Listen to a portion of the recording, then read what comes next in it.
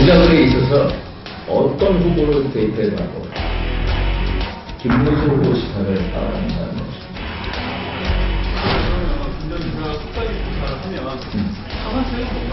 차선책?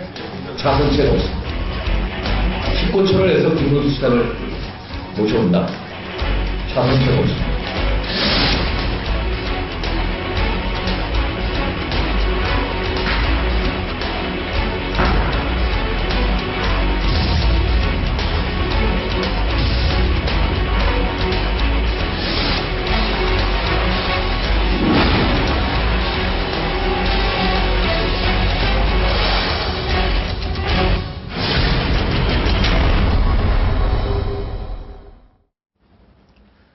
새정치민주연합의 서울 동작을 지역 전략공천 파장이 확산되고 있습니다. 730 재보궐선거를 둘러싼 여야의 복잡한 공천셈법, 전원책 변호사와 함께 시원하게 풀어보겠습니다. 안녕하십니까? 네, 안녕하세요. 네. 재보선 얘기도 궁금하지만 오늘 한중 정상회담 어제 했고요. 예. 시진핑 주석이 오전에 서울대 강연도 했고 했는데 어떻게 보세요? 한중 정상회담 성과 조금 다른 시각을 갖고 계신 것 같아요. 여당, 야당이 오늘 다 칭찬을 했는데, 예. 그리고 오늘 아침 제가 신문들을 전부 다 살펴보니까 크게 비판한 신문도 없어요. 뭐 비판의 목소리보다는 이 중국과 한국과의 관계가 돈독해졌다. 주로 이제 논술의 방향이 이쪽이던데. 뭐 돈독해진 건 맞지 예. 않습니까? 제가 보기에는 이 우리 외교 라인이 이게 아직도 뭔가 성과를 얻지 못하고 있는 것 아니냐. 예. 더 심하게 말하면 우리 네. 외교 라인의 실패다. 실패다. 이번에도 시진핑 중국 주석이 한반도 비핵화를 얘기했잖아요. 이 한반도 비핵화하고 북한 비핵화하고는 완전히 다릅니다. 이 한반도 비핵화가 의미하는 것은 이 남한도 핵에 있어서는 멀리해라 하면서 북한과 남한의 핵에 대한 입장을 중국은 똑같은 시각으로 보고 있는 거예요, 지금. 북한은 핵을 개발해서 이 핵무기가 최소한 이제는 20여 개를 갖고 있지 않겠느냐. 예. 그 HU탄, 그냥 고농축 우라늄탄 한 12개, 그리고 예. 플루토늄탄 한 6, 7개 정도를 갖고 있지 않겠느냐. 그리고 핵을 점점 이제 고도화를 시키고 있단 말이에요. 그런데 이 한반도 비핵화를 하면 우리는 미국이 보장하고 있는 핵 우산조차도 보장받지 못합니다. 핵 우산이라는 것이 뭐 우산을 펼쳐놓는 것이 아니고 예. 우리가 북한으로부터 공격을 받으면 미국은 ICBM 대륙간 탄도탄 그리고 SLBM 이 잠수하면서 쏴 올리는 이제 미사일이 있습니다. 그리고 많이 하셨네요. 그리고 전략 폭격기 이런 걸 통해서 북한에 예. 동일하게 보복한다. 예. 이게 바로 핵 우산이거든요. 예. 그래서 동일한 보복을 겁을 내면 북한이 우리에게 핵 공격을 못하지 않겠느냐 하는 것이 이제 핵 우산 보장이에요. 그런데 한반도 비핵화라는 말은 이 핵 우산 보장조차도 불용하겠다는 겁니다. 그러니까 미국도 빠져라. 뭐 이런 얘기 아니냐 이 말씀이죠. 예. 그러니까 북한은 모든 걸 무장을 다 하고 있는데. 예. 예. 물론 이번에 확고한 반대를 한다 하는 표현을 했어요. 핵무기 개발이라고 그랬잖아요. 핵무기 예. 개발은 뭐 우리가 남한에서 뭐 안 하잖아요, 지금. 물론 하지 않지만 최소한 북한이 어떤 경우에도 예.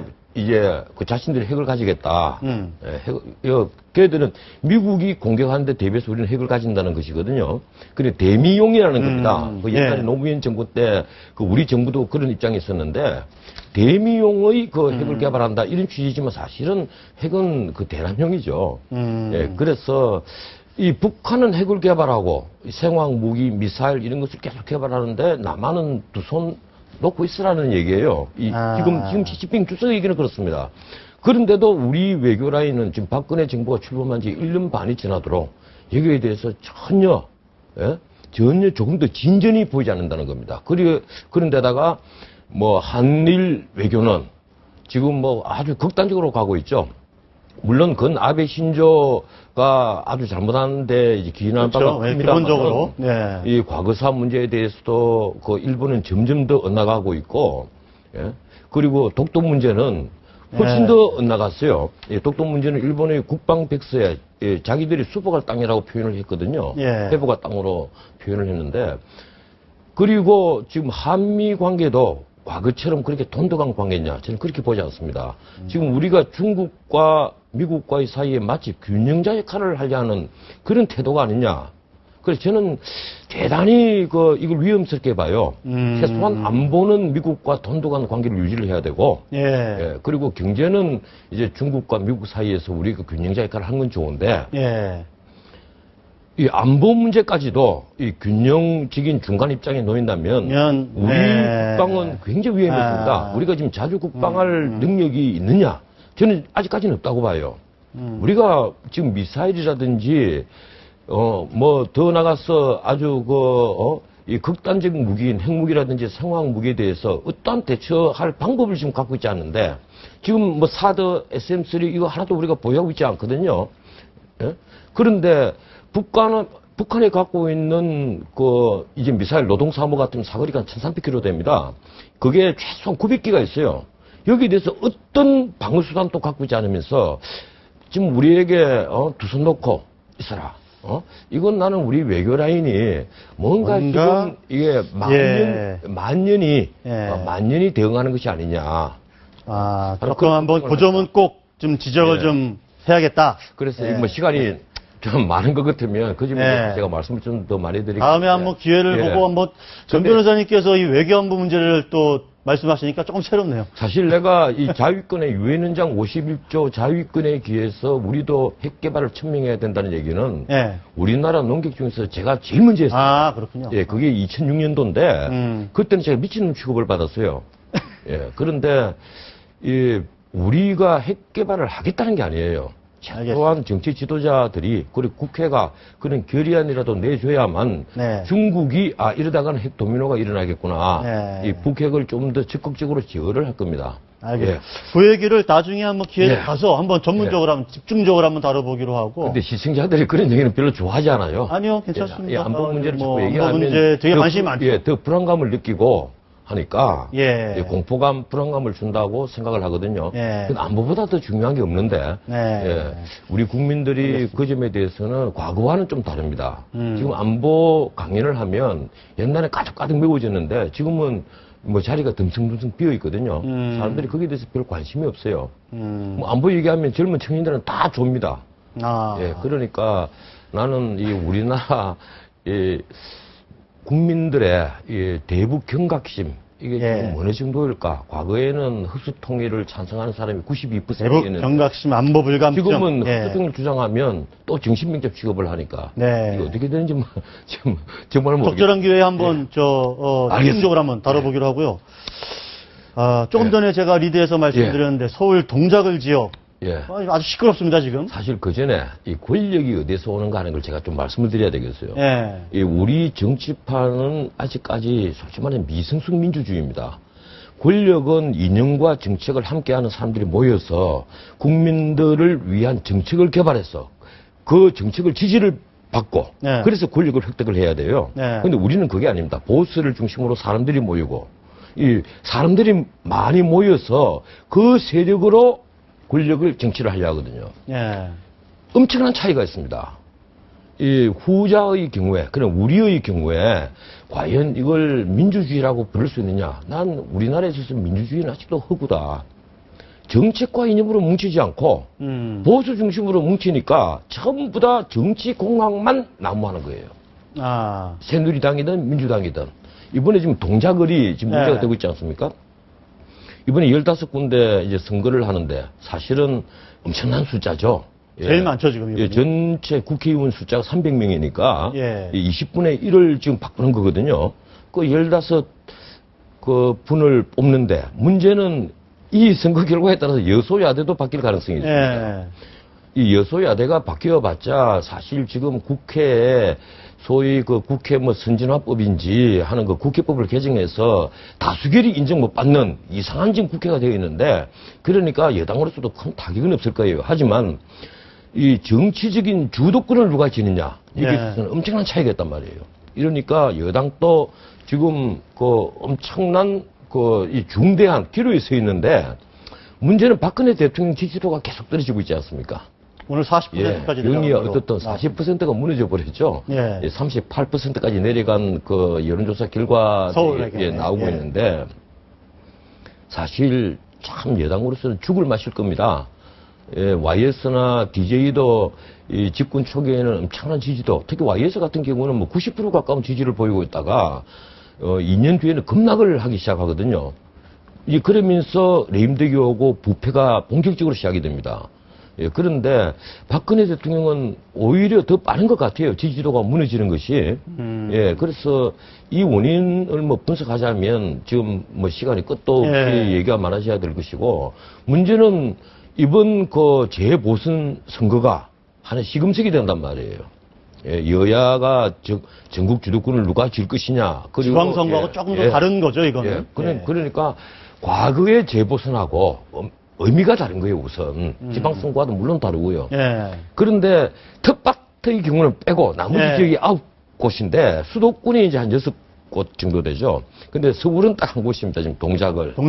예. 그런데 여기에 지금 그 민주당이 새정치연합. 새정치연합이 그 이제 박은순 그 서울시장의 정무부시장을 지내는 분을 공천을 했단 말이에요. 그러니까 금태섭 변호사가 그런 안철수계 이제 바른팔이니 왼팔이니 하는 분이 지금 대변인직을 사임을 할 정도로 반발을 하고, 거기에 또 당협위원장을 하는 분은 어제 당사에 찾아가서 난리를 피웠죠. 지금 말하면 이제 전략 공천을 한 것인데 왜 그러느냐? 민주당은 지금 서울에는 박은순 바람, 박은순의 후광을 받겠다. 그리고 경기도는 손학규의 후광, 그러니까 수원병에 손학규 후보가 출마를 하고 수원, 을, 정도 손학규 바람으로 승리를 하겠다. 이제 이런 구상인데, 처음에 새누리당은 그 이제 동작을에 수많은 그 희망자들을 다 제껴놓고 손학규 전 경기도지사에게 이제 매달린 겁니다. 김문수. 손학규 김문수 전 경기도지사에 매달렸는데 이게 참 이제 난감한 거예요. 정말 참 이럴 때 사자성어 있죠. 대량 난감이라 그러죠. 대량 난감이 사자성어 뭡니까? 정말 참 난감한 겁니다. 이 도지사 직후에 국회의원으로 곧장 다시 이 정치 일선에, 현실 정치 일선에 복귀를 하겠다 하는 게 과연 김문수 지사에게, 그러니까 대권을 바라보는 이제 김문수 지사에게 도움이 되겠느냐. 김문수 지사가 제가 늘 얘기합니다만은 이 여당의 대권 후보 반열에 늘 올라 있는데 항상 2%가 부족해요. 이 2%가 부족하다는 이제 전 변호사님의 지금 말씀입니다. 지금 지지도가 10%를 넘어선 적이 제가 알기로는 없습니다. 2%가 항상 부족해요. 뭔가 하나가 그 덱을 쭉 사가면 백돌에대 한두 장이 빠져 있는 것 같단 말이에요. 그런데 본인이 이제 그 2%를 메고 나가야만 다음 대권에 있어서 뭐 후보가 되든 아니면 또 뭐 물론 대권을 쟁취를 하든 그걸 하겠는데. 소록도 가서 민생 탐방하겠다는 그런데 이제 도지사 직후에 국회의원으로 곧장 롤백하는 것이 이제 도움이 되겠느냐. 설령 이긴다 하더라도 만약에 박은순 그 서울시장의 정무부시장을 한 사람에게 패배를 하면 김문수 이제 대권 후보는 사라지는 거죠. 그렇죠. 정치적으로 위험성이 굉장히 많은 게임이거든요. 참모하고 붙어서 뭐 진다면. 그리고 얻는 이익은 적고, 이를 그 손해는 그건 굉장히 크단 말이에요. 자칫하면.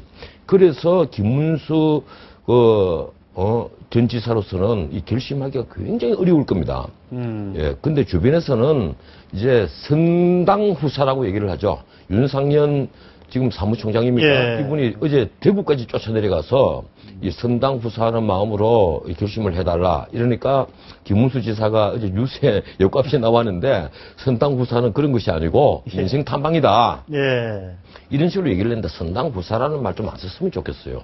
선공 후사라는 말은 있지만은 사자성어에 선공 후사, 선공 공이 먼저고. 공적인 것이 먼저고 사적인 것이 나중이다.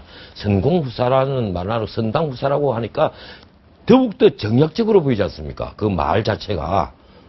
그래서 말을 하나 쓰더라도 좀 정치인들이 좀 골라 쓰는 기회가 있었으면 하는 그런 생각을 했습니다. 그런데 이 민생 탐방하겠다고 소록도로 가신다는데 이 민생 탐방에서 우리나라에 성공한 정치인이 없어요. 대표적인 분이 손학규 전 경기도지사입니다.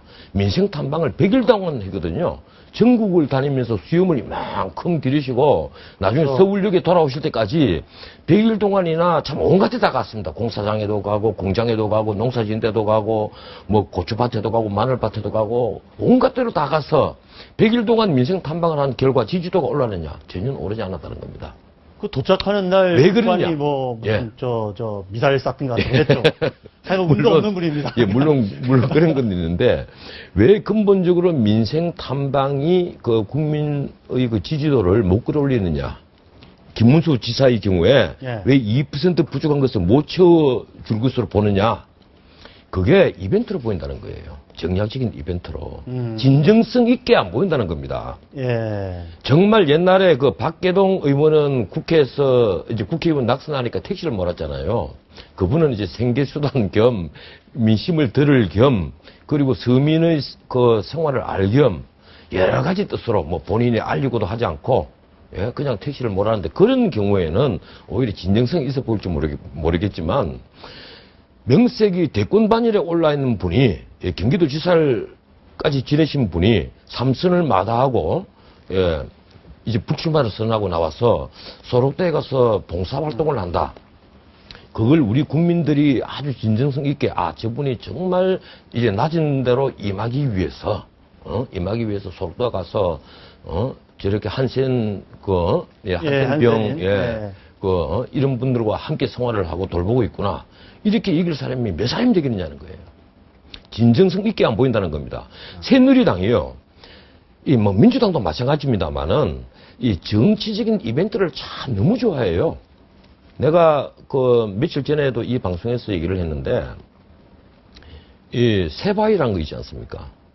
이 잘못하면 국민들 보기에는 야바위로 들립니다, 그게. 예, 새누리당을 바꾸는 혁신위원회, 이래서 새자 따고, 바자 따고, 새바혁도 아니고, 예, 중간에 위원회 위자를 따서 새바위다. 예. 이렇게 해서 29살 때는 이준석 씨를 거기다가 위원장으로 앉히고 그 밑에 사선 정병국 의원 전에 MB 정부에서. 새누리당은요, 예. 꼭 무슨 선거 있을 때마다 그런 것만. 예, 문화부 장관까지 지낸 뭐, 분이에요. 예. 예?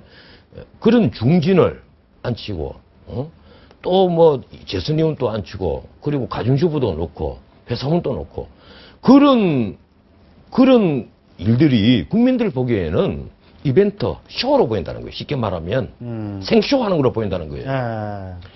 예. 이 정치인들이 본격적으로 이 대중과 함께 호흡을 하고, 대중의 지지를 끌어내기 위해서는 제일 필요한 것이 진정성입니다. 정말 저 사람은 반성을 했구나. 정말 저 사람 우리를 위해 주는구나. 정말 저 사람들은 이렇게 국가를 위해서 이런 정책을 쓰는구나. 설령 나에게는 조금 불리하지만 국가를 위해서 부득이하게 저 정책을 내놓는구나. 진정성이 있으면 국민들은 동의하고 동감하고 함께 호흡을 해요. 근데 그걸 모른다는 겁니다, 지금. 29살짜리 위원장을 앉혀놓고 밑에 사선 국회의원을 앉힌다는 게 국민들에게 과연 저 젊은이들과 함께 호흡하기 위해서 이준석 씨를 부득이하게 위원장을 앉혔다 이렇게 보겠습니까? 난 그렇게 생각 안 해요. 그러니까 김문수 도지사도 나는 뭔가 참모들이 지금 판단 잘못하고 있는 것 아니냐. 그럼 김문수 지사가 좀 출마를 해야 되는 겁니까? 차라리 김문수 지사, 그건 나는 출마를 해야 된다, 안 해야 된다. 난 네. 그 판단 안 하겠는데, 차라리 뭐 정책 개발을 하기 위해서, 뭐 작은 포럼을 만들어 놓고 매일처럼, 공부를 한다든지. 공부를 한다든지, 그렇게 해서 치열하게 대권 수업하는 태도를 보이는 것이 낫지. 나는 출마를 하지 않고 소록도에 가서 봉사하는 것이, 이게 내가 선당 후사다. 이런 식으로 생각하는 것은 역시 자칫 잘못하면 이벤트로 보일 가능성이 있다. 그게 또 하나 몸값 올리기로 보일 가능성이 있다는 거예요. 이게 10고 처리를 하겠다고 지금 새누리당에서 그렇죠. 공공연하게 예, 얘기를 예, 합니다. 예. 새누리당에서. 그런데 참 이게 황당한 게요. 지난번에 지방선거를 앞두고 나서 새누리당에서 어떤 일을 벌였습니까? 중진 차출론을 했잖아요. 그렇죠. 그래서 멀쩡한 안행부 장관을 그 인천시장 후보로 차출하고 그리고 원내 대표를 하겠다고 하는 남경필 의원을 그냥 경기도지사로 차출하고 그리고 출마 안 하겠다고 바닥바닥 우기는 원희룡 의원을 제주도지사로 차출하고 이런 식으로 중진 차출론이라는 명분 아래 저는 그걸 어떤 의미에서는 이게 당권에 도전하고 다음에 이 공천을 하는데 영향을 미칠 정치적인 경쟁자를 예. 해방정부를 쫓아보내는 것 아니냐 이런 식으로까지 분석을 했었는데 이번에도 지금 그 중진을 모시겠다는 게 주로 그런 분들이에요. 벌써 김문수 지사 그 다음에 또 나경원 의원, 예, 전 나경원 의원, 의원 예. 보고 서울시장 후보를 지낸 분이 자기가 원래 서울시장에 있었던- 나가려고 했던, 예. 있었던 지역구, 예. 지역구인 중구로 가겠다는 걸 예. 끝내 중구를 안 줬습니다. 예. 끝내 중구를 다시 돌려주지 않고 뭐 그게 민심을 조사를 해서 난 나경원이가 싫어 이래서 안 준다면 모르겠는데 아무런 그런 것 없이 끝내 안 주고 그리고 지금 경기도의 수원에 출마를 하라. 그래 출마해서 당선한다고 해서 그 나경원 의원에게 무슨 도움이 되겠습니까? 만약에 그 선거에서 뭐 손학규 지사하고 붙어서 패배를 한다면 나경원 의원은 정치적 생명이 끝나는 거죠. 그리고 우선 명분이 없어요. 수원에 출마할 명분이 없다는 겁니다. 우리 그 정치판에서 내가 하나 참 놀라운 게 멀쩡하게 여기 있는 사람 이쪽으로 뽑아다가 공천을 해요. 이쪽에 공천 신청을 한 사람 이쪽에 뽑아다 공천을 이번에 저 예. 기동민 저 전략 공천된 기동민 예. 부시장의 경우가 원래는 광주에 신청을 했는데 예, 그 동작을에다가 이쪽으로, 예. 하거든요. 그 지역에서 국밥 한 그릇 먹어보지 않고 목욕탕 대중 목욕탕에서 목욕 한 번 안 해본 사람을 그 지역에 공천을 한단 말이에요. 국회의원이라는 것은 국민이 대표입니다. 헌법상으로. 국민이 대표지만 또 한편 그 지역의 대표예요. 그렇죠. 예, 예. 그래 이중적인 대표성이 있단 말이에요. 예. 그런데 그 지역에서 국밥 국밥 한 그릇 안 먹어본 사람을 느닷없이 공천한다는 말이에요. 그런 일이 특별하게 한두 번 있으면 괜찮은데 비일비재하다는 데 문제가 있는 겁니다. 그러니까 이게 전부 다 정치공학이고 전부 다 정략적이라는 데 문제가 있는 거예요. 새누리당이든 민주당이든. 새정치연합은 왜 정략적이라고 할 수 있습니까? 그러니까 이제 또 이기려고 하는 경쟁이 이긴 사람을 내보내겠다는 거. 제가 보기에는 철저히 나눠먹기예요. 나눠먹기다. 네, 이번에 이제 수원에는 그 손학규의 후광, 서울에는 박은순의 후광. 이래서 서울에는 이제 박은순 그 밑에 기 후보를 내놓고, 예. 그다음 수원에는 또 김상곤 후보를 내겠다는 것 아닙니까? 김상곤. 예, 김상곤 후보를 내고 대신에 금태섭은 이제 다음 기회로 미루고 양보를 해라. 이런 식의 이제 나눠먹기거든요. 이게 자기들 말은 그렇게 얘기합니다. 이 새누리당이든 민주당이든 이번에 새누리당 또 임태희 씨를 평택에서 처음부터 낙천시켜버리지 않습니까? 배제. 예, 명색이 옛날에 분당 선거구를 반납을 하고 대통령 실장으로 들어간 사람이에요. 그런데 평택에 나가겠다고 예비후보 등록하고 사무실 열고 열심히 선거운동을 하는데, 수원에 나가면 몰라도 평택에는 안 줘. 그러면서 그 명분이 생활 정치를 하겠다는 겁니다. 명분은 갖다 붙이기 나름이에요. 말이 상향식 공천이지. 철저히 전부 다 이 나눠먹기고 전략 공천을 하고 있다는 겁니다. 그래서 예. 제가 지금 뭐 시간이 별로 없으니까 제가 간단히 이제 결론을 말씀드리면 참 이게 여당은요 대중의 지지를 잃으면 우리 지금 대중들이 정치에 혐오감을 느낍니다. 예. 냉소증을 넘어서서 냉소하는 것을 넘어서서 혐오감을 느낀다는 데 문제가 있는 거예요. 그래서 여당은 대중의 지지를 잃으면 지탄의 대상이 됩니다. 이 야당은 대중의 지지를 잃으면 경문의 대상이 될 뿐이에요. 하지만 여당은 지탄의 대상이 되거든요. 우리 국민들, 유권자들이 정치에 대해서 혐오감을 느끼고 이 냉소하는 것을 집권 여당이 굉장히 걱정해야 됩니다. 정말 걱정해야 될 부분이 그 부분이에요. 선거에서 이기고 지고는 두 번째 문제입니다. 정치에 대해서 혐오를 하고 냉소를 보내는 이 국민들 두려워할 줄 알아야 됩니다.